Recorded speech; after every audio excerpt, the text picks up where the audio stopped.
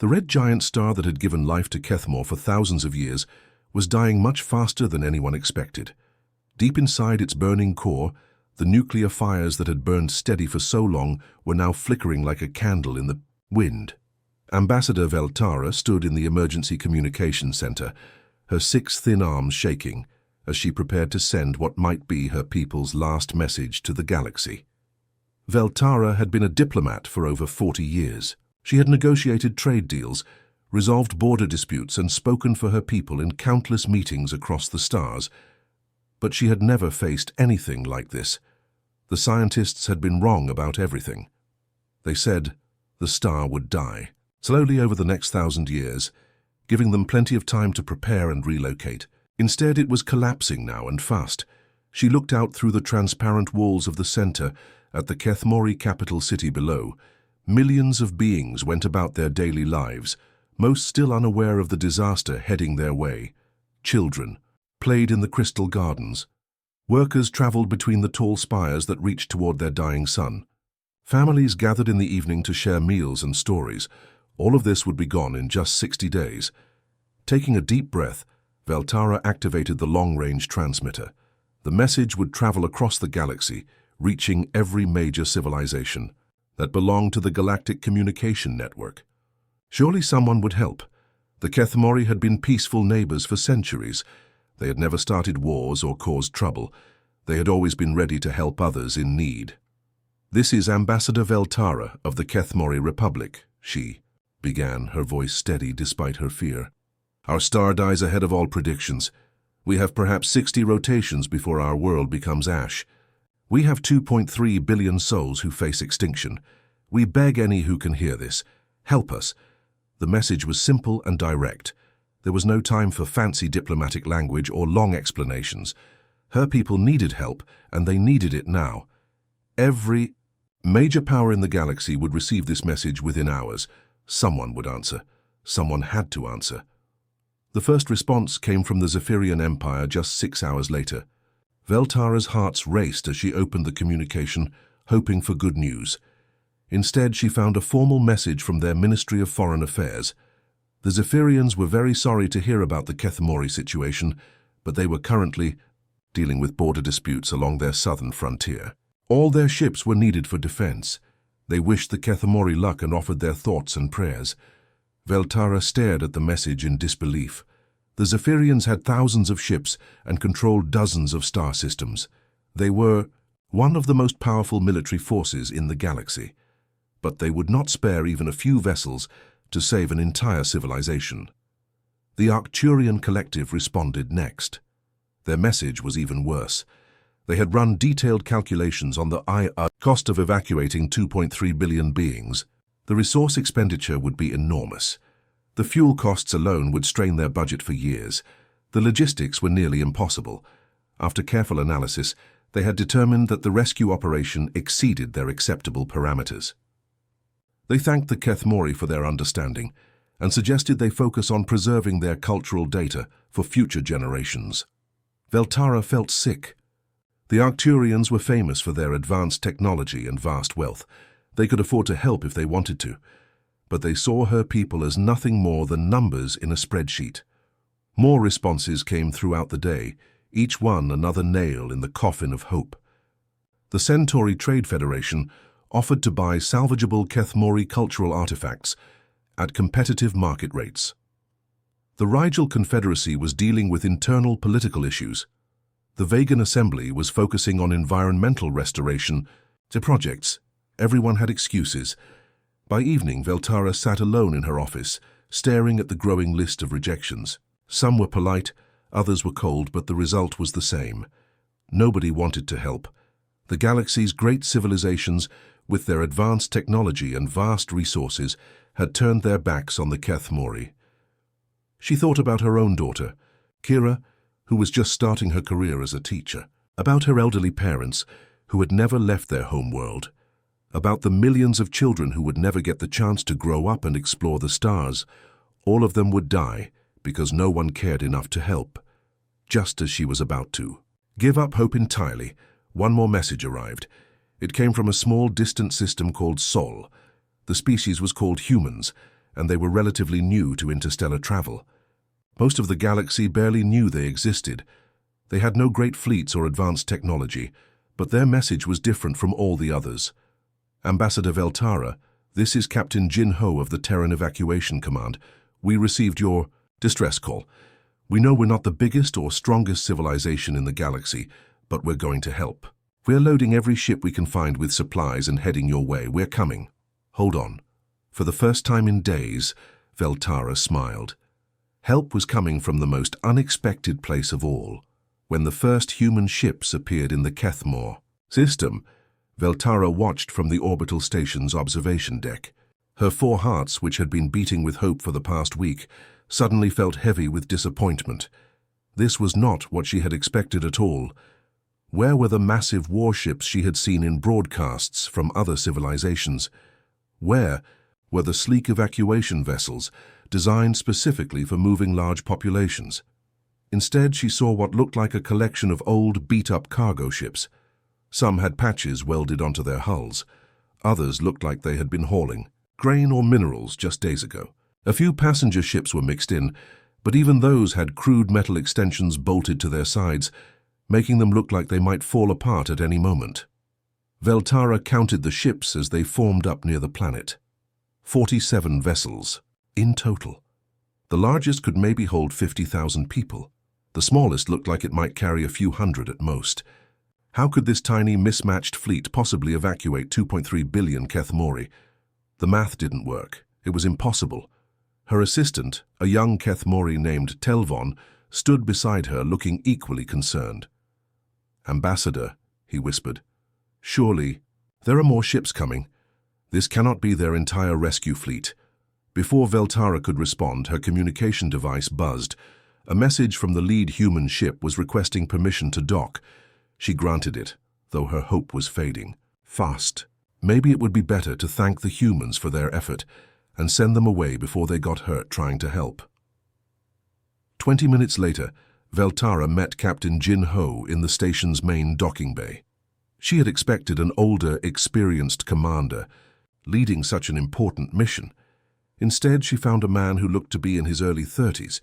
His uniform was clean but simple, nothing like the elaborate dress of other species military officers.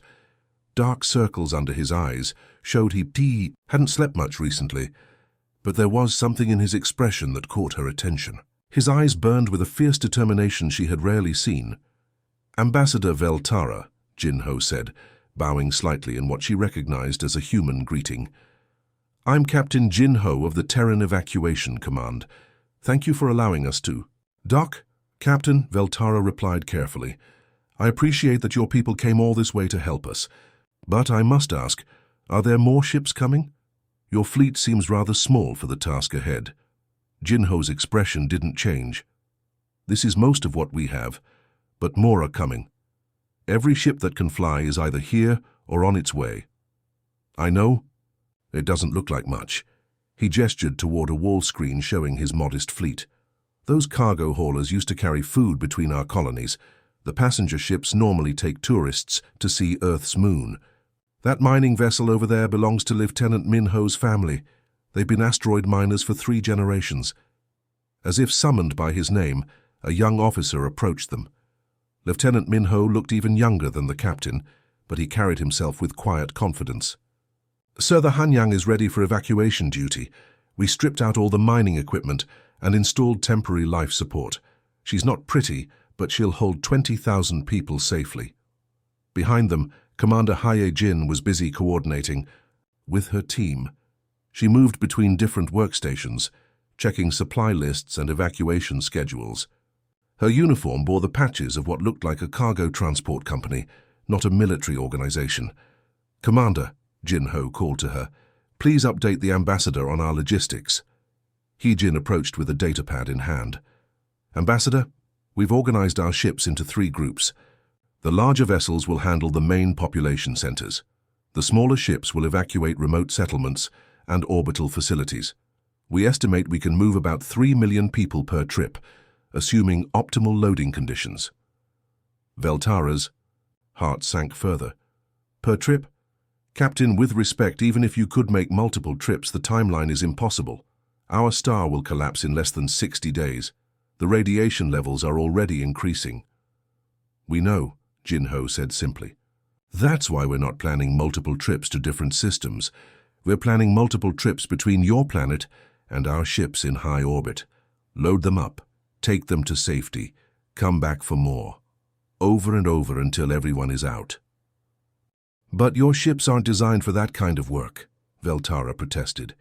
The stress on your hulls, the fuel consumption, the risk to your crews. Lieutenant Minho stepped forward. Ambassador, my family has run cargo between dangerous asteroid fields for 50 years. We know how to push a ship hard when we need to. Every human crew here volunteered for this mission. We all know the risks. Commander Hijin nodded. Our engineers have been working around the clock to modify every vessel. We've installed extra life support systems, reinforced the hulls where we could, and calculated fuel reserves down to the last drop. It's not perfect, but it will work. Captain Jinho moved to stand directly in front of Veltara. His voice was calm, but filled with absolute certainty. Ambassador, I understand your concerns. Our ships aren't fancy. Our crews aren't the most experienced in the galaxy. We don't have the advanced technology that other civilizations possess. But we have something else. What is that? Veltara asked. We have people who heard your call for help and decided to answer it. Not because it made economic sense, not because it would benefit us politically, but because 2.3 billion people need help, and we're the ones who showed up. Jinho paused, looking directly into her eyes. You called for help, Ambassador. We answered. And we're not leaving until every single Kethmori is safe. For the first time since the crisis began, Veltara felt something she had almost given up on. Hope. These humans might not have the biggest ships or the most advanced technology, but they had something the galaxy's great powers lacked. They genuinely cared about saving her people. Looking out at the modest fleet of converted cargo ships and mining vessels, she realized that sometimes the most unlikely saviors were exactly what you needed. The Kethmor star seemed to sense that help, had arrived and it didn't like it one bit. What had been a steady, predictable death spiral suddenly turned violent and chaotic. Massive solar flares erupted from the star's surface, sending waves of deadly radiation and electromagnetic energy racing across the solar system. The careful evacuation timeline that Captain Jinho and his team had worked out became completely useless overnight. In the human command center aboard the New Busan, alarms were going off constantly. Commander Hijin stood at the main communication console, trying to make sense of the reports flooding in from across the Kethmor system. Sir, we've lost contact with the mining colonies on Kethmor 7, she called out to Captain Jinho. Last transmission was 8 hours ago. The electromagnetic storm hit them first. Jinho studied the tactical display showing the solar system. Red warning indicators blinked where communications had been cut off. What about the orbital research stations? Kethara Station went dark 3 hours ago, Lieutenant Minho reported from his workstation. They had about 50,000 people. They're mostly scientists and their families. A lot of children. The captain's jaw tightened. Kethara was one of the furthest stations from the planet, sitting in a high orbit where it could study the dying star safely. Or at least, what used to be safely. Now it was right in the path of the worst radiation storms. Who's closest to Kethara? Jinho asked. The Daegu Hope, Commander Hijin replied, checking her charts. Captain Sionwu's mining ship, but sir, the radiation levels out there are off the charts. Even with full protective gear, exposure time would be measured in minutes. Captain Sionwu's voice crackled over the radio from his ship. Command, this is Daegu Hope. I heard the chatter about Kethara. We're already changing course to intercept. Sionwu. Negative, Jinho responded immediately. The radiation will cook your ship. Even if you make it there, your systems won't survive long enough to dock. Then we better work fast, Sionwu replied calmly. Through the static, they could hear him talking to his crew. Yunji, how much radiation can our hull take before the electronics start failing? Lieutenant Unji's voice was tense, but professional. At current solar output, maybe 20 minutes before critical systems start shutting down. 30 minutes before life support fails. And how long to dock with a station manually? Manually? In this storm? At least 2 hours, assuming everything goes perfectly. There was silence on the channel for a moment. Everyone knew the math didn't work, but Captain Sionwu's voice came back steady and determined. Then we'll have to make everything go perfectly. Daegu Hope out. For the next 6 hours, the other human ships could only listen to radio chatter from the Daegu Hope as it fought its way through the radiation storm toward Kithara Station. The reports painted a grim picture. Their navigation systems failed first, forcing them to steer by visual contact with the distant station. Then their main computer crashed, taking the automated docking system with it. "This is Daegu Hope," Sionwu's voice came through heavy static. "We've reached Kithara Station. She's drifting and dark. No response to our signals. We're going to have to dock manually." Lieutenant Yunji's voice was barely audible through the interference. "Captain, our hull is taking massive radiation damage. Hull integrity is down to 60%. If we don't dock soon, we won't be able to leave." "I can see the docking port," Sionwu replied. "Bringing us in nice and slow, no room for mistakes here." What followed were the longest 4 hours in Captain Jin Ho's life. He listened to every transmission from the Daegu Hope as Captain Sionwu manually guided his damaged ship toward the space station. The mining vessel had never been designed for this kind of precision work. It was built to smash into asteroids and haul rocks, not perform delicate docking maneuvers in the middle of a radiation storm. "Contact," Sionwu finally announced. "We're locked onto Kithara Station, beginning boarding operations now." Lieutenant Jae-min was the first one through the airlock into the station. He was barely 25 years old, fresh out of the academy, and this was supposed to be his first easy assignment, helping with a routine evacuation. Instead, he found himself in a powerless space station filled with terrified refugees. The Iho station's emergency lighting cast everything in an eerie red glow. The life support systems were failing, and the air was getting thin. Worst of all, most of the people trapped on the station were children. Kithara had been a research facility, but many of the scientists had brought their families. Now those families were huddled in the main corridors, using every blanket and piece of clothing they could find to stay warm as the station's heating failed. "There are thousands of them," Jae-min reported over his radio. "Kids everywhere. The youngest ones can barely walk." "How much time do we have?" Captain Sionwu asked. Lieutenant Yunji's voice was grim. 7 minutes of breathable air left in the station. Maybe 10 if we're lucky. What happened next would be talked about in human space for generations. Lieutenant Jae-min, a young officer who had never seen combat or faced a real crisis, became a hero. He rigged up a carrying system using spare cargo netting and his powered exoskeleton. Then he began moving children from the station to the ship, 15 at a time. His exoskeleton wasn't designed for this kind of load. The servos groaned and sparked under the weight of 15 small Kethmori children clinging to the netting. But Jae-min kept going, trip after trip, even as his equipment began to fail. "Exoskeleton power at 15%, he reported during his final trip. "But I've got the last group, 15 more kids coming aboard." "That's everyone, V-Captain," Sionwu announced. "All 50,000 souls accounted for. Yunji, get us out of here." The Daegu Hope pulled away from Kithara Station just as the station's life support finally gave out completely. The mining ship's hull was scarred and blackened from radiation. Damage. Several of her systems were completely fried, but she was intact and she was carrying 50,000 living beings to safety. As they limped back toward the main evacuation fleet, Lieutenant Jae-min sat in the cargo hold surrounded by thousands of Kethmori children.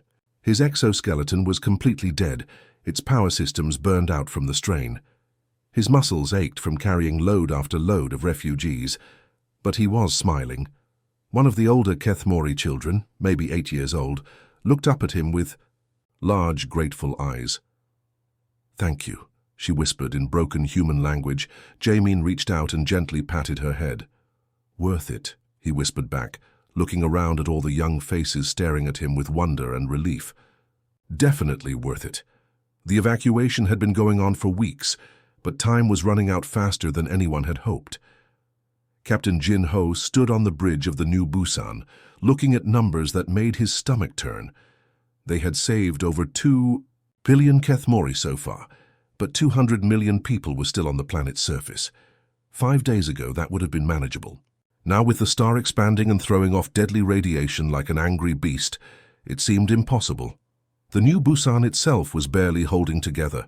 Radiation had burned through the outer hull in several places, and the bridge windows were starting to crack from the constant bombardment of solar particles. Half the ship's systems were running on backup power, and the air recycling units were working overtime to filter out the radioactive particles that kept seeping in despite their best efforts. Commander He-jin moved between workstations like a woman possessed, coordinating the most complex logistics operation in human history. Her uniform was stained with sweat, and her voice was hoarse from hours of constant communication, but she never stopped working. "Status report on the surface evacuation," Jin-ho called out. "We're pulling people out as fast as we can," He-jin replied, not looking up from her displays. "But the radiation is getting worse by the hour. Our shuttles can only spend 15 minutes on the surface before their electronics start failing. Some of the remote settlements are completely cut off now." Lieutenant So-young was managing the ship formations from her station near the back of the bridge. Her job was to coordinate the movement of nearly 150 ships, both human and Kethemori. In a constantly changing radiation environment, it was like trying to conduct an orchestra during an earthquake. "Captain," she called out, "the Kethemori evacuation ships are having trouble with their navigation systems. The electromagnetic interference is scrambling their computers." Jin-ho nodded grimly. The Kethemori had their own ships helping with the evacuation, but their technology wasn't designed to operate in this kind of hostile environment. The human ships, built tough for asteroid mining and long-haul cargo runs, were holding up better, but even they were starting to show serious damage. Ensign Dong-jun, the youngest member of the bridge crew, looked up from his monitoring station with fear in his eyes. "Sir, I'm reading massive changes in the star's output. Solar activity is increasing exponentially. At this rate, we have maybe 18 hours before the radiation levels become lethal, even for our shielded ships." The bridge fell silent, except for the constant beeping of alarms and the hum of overworked machinery. 18 hours to evacuate 200 million people. It was impossible. Everyone knew it, but no one wanted to say it out loud. Jin-ho walked over to the main tactical display, where the current positions of all ships were shown as small dots of light. 43 human ships were scattered around the system, still, working desperately to gather up the last refugees. 97 Kethemori evacuation vessels were loaded with people and waiting in the outer system, but they couldn't leave without the protection of the human ships to shield them from radiation. Math was brutally simple.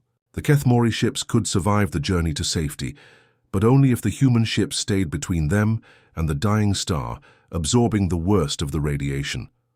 But any human ship that took on that role would be signing its own death warrant. Jin-ho stared at the display for a long moment, then activated the fleet-wide communication system. "All ships, this is Captain Jin-ho. I need everyone to listen carefully." The chatter on the bridge died down as every human captain in the system focused on his words. "We have 18 hours to get the remaining people off planet and escort the evacuation convoy to safety.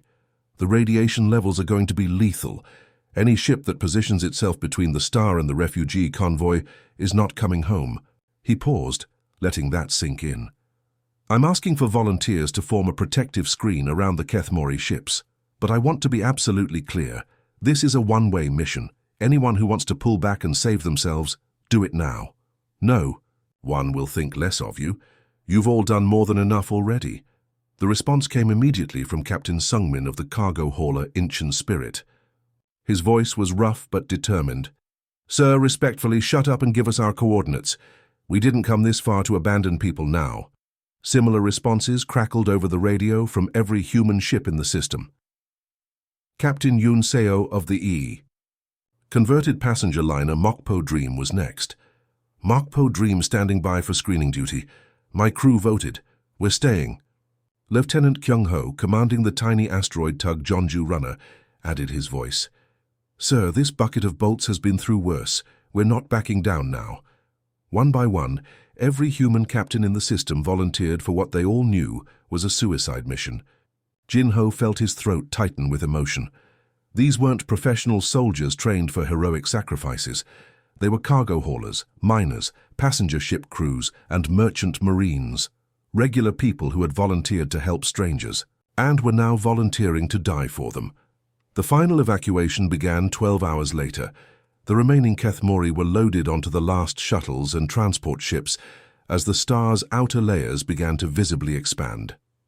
The radiation was so intense now that the human ships had to rotate their positions every few minutes to prevent their hulls from melting. Captain Jin Ho watched from the bridge as his ships formed up around the massive convoy of refugee vessels. 43 human ships spread out in a protective formation, their hulls already glowing from radiation exposure. Behind them, 97 Kethmori ships loaded with over 2 billion refugees prepared for the long journey to safety. "All ships begin acceleration," Jin Ho ordered. "Stay tight, stay focused, and let's get these people home." As the convoy picked up speed, the dying star behind them finally began its death throes. Massive flares erupted from its surface, sending waves of deadly energy racing after the fleeing ships. The human vessels absorbed the brunt of the assault, their hulls heating up like pieces of metal in a furnace. Captain Sungmin was the first to report critical damage. "Hull breach on Deck 3. Radiation levels are off the charts. But we're still flying." One by one, the human ships began to fail. Some lost power and drifted silently into space. Others had their hulls crack open, spilling air and debris into the void. But they stayed in formation, protecting the refugees until the very end. Lieutenant Kyung Ho's voice came over the radio, distorted by interference but still clear. "Anyone know the words to Arirang? Feels like a good time for some music."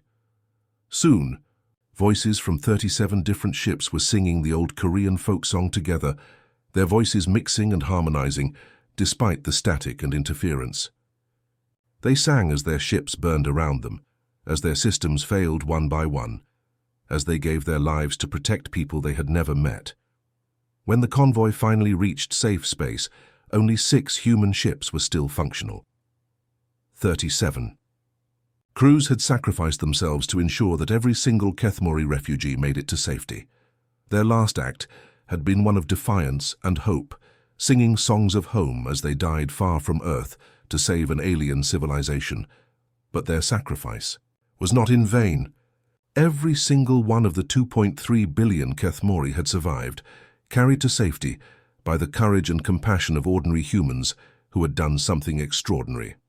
6 months had passed since the evacuation of Kethmor, and the galaxy was still trying to understand what had happened. The Kethmori refugees had not been placed in temporary camps or holding facilities like most displaced populations. Instead, they had been welcomed into 3 different human star systems as permanent residents and neighbors. On New Sol, a B, human colony world, Kethmori families had been given land to build their crystal gardens alongside human neighborhoods. The 2 species worked together to create something entirely new, cities that combined human architecture with Kethmori artistic traditions. Children from both species attended the same schools, learned each other's languages, and played games that no one had ever imagined before. But the real change was happening in the halls of power across the galaxy. The Galactic Council, which had governed interstellar relations for over 1,000 years, was meeting on Arcturus Prime for its annual session. This year, however, the agenda was dominated by a single topic: the human response to the Kethmori crisis. Ambassador Veltara stood at the center of the massive circular chamber, surrounded by representatives from hundreds of different civilizations. The Arcturian delegates sat in their floating meditation pods, their faces showing the calm detachment that had made them famous throughout the galaxy. The Zephyrian military commanders wore their ceremonial armor, decorated with medals from a dozen different wars. The Centauri trade representatives checked their data pads constantly, always calculating profits and losses. These were the powers that had ruled the galaxy for centuries. They had advanced technology, vast fleets, and economic systems that spanned dozens of star systems. They were logical, efficient, and completely predictable. And 6 months ago, when the Kethmori had faced extinction, every single one of them had found reasons to look the other way. "Honored delegates," Veltara began, her voice carrying clearly through the chamber's acoustic systems. 6 months ago, I stood in my world's communications center and sent a desperate message across the galaxy. My people were facing extinction, and we needed help. We needed it immediately, and we needed it on a scale that had never been attempted before. She paused, looking around the chamber at faces that had become all too familiar during those dark days. You all received that message, and you all responded with the same basic approach. You performed calculations. The Arcturian Prime Delegate, a being whose species had perfected logical thinking over millennia, spoke first. Ambassador, surely you understand that large-scale rescue operations require careful planning and resource allocation. The logistics of saving 2.3 billion lives, Veltara interrupted. Yes, I remember your calculations. Resource expenditure exceeded acceptable parameters. Risk assessment indicated high probability of failure. Political complications made involvement inadvisable. She looked directly at the Arcturian. You determined that saving my people was impossible, inefficient or inconvenient. The chamber fell silent. These were civilizations that prided themselves on their advanced thinking, their ability to make rational decisions based on careful analysis. But when Veltara listed their responses so bluntly, they sounded cold and heartless. The humans never performed such calculations, Veltara continued. When I met Captain Jin Ho aboard his converted grain transport, I asked him about his mission planning. He told me something that I will never forget. He said that when the human leadership received our distress call, they never asked, "Can we afford to save them?" They asked, "How quickly can we get there?" She began walking slowly around the chamber, making eye contact with delegates from different species. Commander He-jin didn't calculate acceptable losses. She calculated how to save everyone. Lieutenant Jae-min didn't consider the risk-to-benefit ratio when he carried 15 children at a time through a failing space station. He just kept carrying them until they were all safe. The Zephyrian war marshal, a veteran of countless battles, shifted uncomfortably in his seat. His species had always prided themselves on their military efficiency, their ability to achieve objectives with minimal losses. But the humans had achieved something his people had never attempted. They had sacrificed themselves not to win a war, but to save strangers. The numbers tell the story, Veltara said, her voice growing stronger. 229 billion Kethmori live today because humanity answered our call. We lost 30,000 souls during the evacuation, all of them saved by human crews who died protecting our escape ships. 47 human vessels were destroyed, and every single human aboard those ships volunteered for certain death to shield our evacuation convoy. She stopped walking and stood in the center of the chamber again. I have studied your histories, honored delegates. I know about your great civilizations, your technological achievements, your military victories, but I have never read about anything like what the humans did for us. The Centauri trade representative, a being whose species had built the galaxy's largest commercial empire, finally spoke up. Ambassador, while we all respect the emotional response of the humans, surely you understand that such actions are not sustainable. If every species responded to every crisis with unlimited resource expenditure, then maybe there would be fewer crises, Veltara replied firmly. Maybe civilizations in trouble wouldn't face extinction alone, while their neighbors calculated whether helping them was worth the cost. She looked around the chamber one more time, seeing faces that had learned to hide their emotions behind masks of logic and efficiency. The galaxy calls humanity primitive because they still act on emotion rather than pure logic. You think their willingness to sacrifice for others is a weakness, a flaw in their reasoning. But when my people faced extinction, it wasn't logic.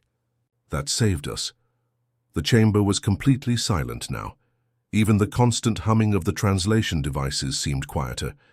It was 43 human captains who heard our desperate plea and said simply, "We're coming." It was crews who volunteered for missions they knew would kill them. It was young officers who carried children through failing space stations because someone needed to do it. It was ordinary people who did extraordinary things because they had not forgotten how to care.